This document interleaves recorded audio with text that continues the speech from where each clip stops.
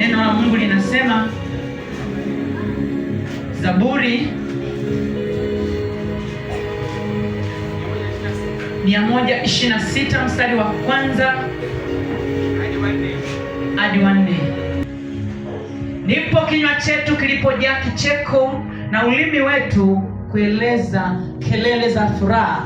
Ndipo aliposema, katika mataifa Bwana amewatendea makuu, mambo makuu.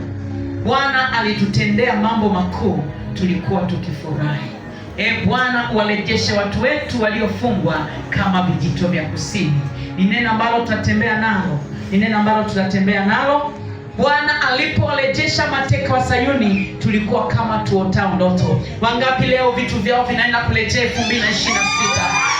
Wacha nione 2026. Bwana alipowarejesha mateka wa Sayuni, tulikuwa kama tuotao ndoto. Ninaona afya ya mtu ikirejeshwa katika 2026. Ninaona ndoa ya mtu ikirejeshwa 2026. Ninaona huduma ya mtu ikirejea 2026. Ninaona uchumi wa mtu ukirejea 2026.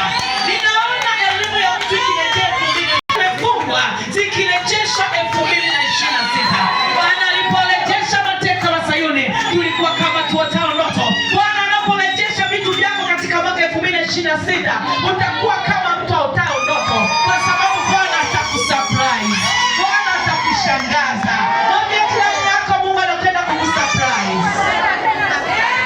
Mstari wa 2 unasema, ndipo kinywa chetu kilipojaa kicheko. Ninataka